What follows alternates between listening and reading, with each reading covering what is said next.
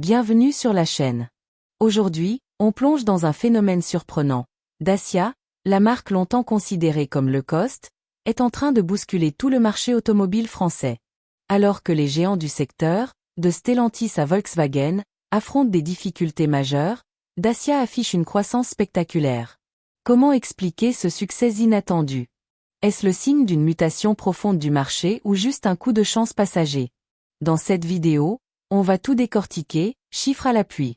Vous allez comprendre pourquoi Dacia est en train de réécrire les règles du jeu automobile.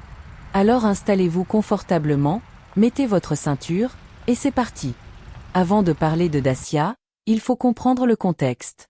Le marché automobile français traverse une zone de turbulence. En septembre, les ventes n'ont augmenté que de plus 1%. Et si on regarde les 9 premiers mois de l'année, c'est même une baisse de 6,3%, soit 1 186 785 véhicules vendus seulement. Les raisons? Des coûts de production en hausse. Des consommateurs qui hésitent à changer de voiture. Et une industrie qui mise désormais sur la marge plutôt que le volume. Chez Stellantis, on arrête des lignes de production à Poissy, Mulhouse et Sochaux. Même Volkswagen a dû ralentir en Allemagne. Les ventes stagnent, les stocks augmentent, et les concessions se vident. Bref, pour beaucoup de marques, c'est la panne sèche. Mais au milieu de cette tempête, une marque fait de la résistance, et pas n'importe laquelle, Dacia. Pendant que le marché patine, Dacia affiche une hausse spectaculaire de plus 23,7% en septembre par rapport à l'année dernière. Et ce n'est pas un feu de paille, cette performance tire vers le haut tout le groupe Renault, qui progresse de plus 6,5%. Mais alors, comment cette marque née en Roumanie est-elle devenue le moteur de la croissance française? La réponse tient en 3 mots. Prix. Simplicité. Fiabilité. Dacia ne cherche pas à faire rêver. Elle cherche à rendre la voiture accessible. Pendant que certains constructeurs ajoutent toujours plus de technologie, de capteurs et d'écrans, Dacia revient à l'essentiel. Une voiture fiable, confortable et abordable. En période d'inflation, c'est exactement ce que les consommateurs recherchent. Les prix de l'énergie, des loyers et de la nourriture flambent. Alors, quand vient le moment d'acheter une voiture, beaucoup se disent « Pourquoi payer 35 000 € quand une Dacia me propose l'essentiel pour 20 000 ?»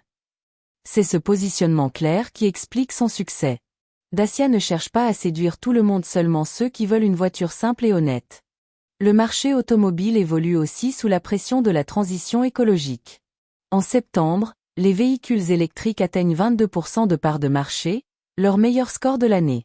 Les Tesla, MG et BYD progressent rapidement, et même les constructeurs européens accélèrent la cadence. Mais dans ce contexte électrifié, Dacia résiste. Avec des modèles thermiques et hybrides abordables, la marque continue d'attirer un public qui n'est pas encore prêt à passer à l'électrique. Son modèle électrique, la Dacia Spring, se vend bien. Mais ce sont surtout les Sandero, Dusté et Jogger qui tirent les ventes. Des véhicules à moteur simple, à entretien peu coûteux, et surtout, sans dépendance à l'infrastructure de recharge encore insuffisante dans beaucoup de régions. Pendant que les marques premium misent sur la technologie, Dacia mise sur la tranquillité d'esprit. Et dans un monde incertain, ce choix séduit.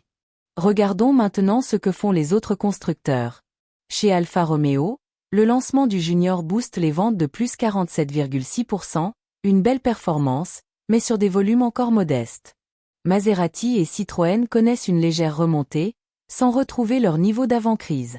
En revanche, Toyota dévisse de 12,4%, plombé par les délais de livraison et la concurrence accrue des hybrides chinoises. Quant à Stellantis, malgré sa diversité de marques Peugeot, Opel, Fiat, DS, le groupe souffre d'une stratégie trop éclatée. Face à tout cela, Dacia apparaît comme une valeur refuge. Elle vend ce qu'elle promet. Pas de campagne marketing extravagante, pas de modèle superflu.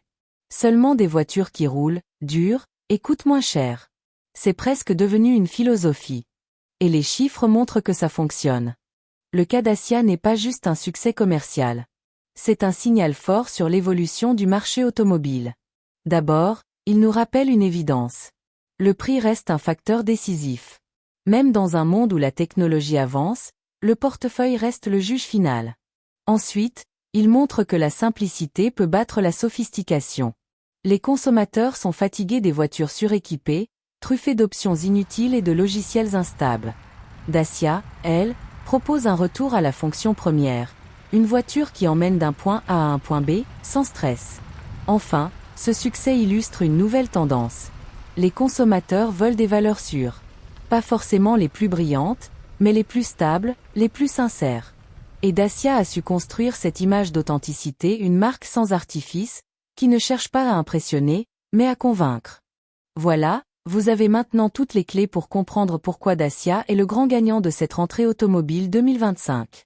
Dans un marché en crise, elle prouve qu'il y a toujours de la place pour l'intelligence simple et la cohérence stratégique. Alors, est-ce que ce succès va durer? Tout dépendra de la capacité de Dacia à garder son identité, tout en s'adaptant à la révolution électrique qui s'annonce. Mais une chose est sûre, aujourd'hui, la marque a trouvé la formule gagnante. Si cette analyse vous a plu, pensez à liker, vous abonner, et partager la vidéo. Et dites-moi en commentaire. Seriez-vous prêt à acheter une Dacia aujourd'hui? Et selon vous, quelle marque pourrait suivre le même chemin?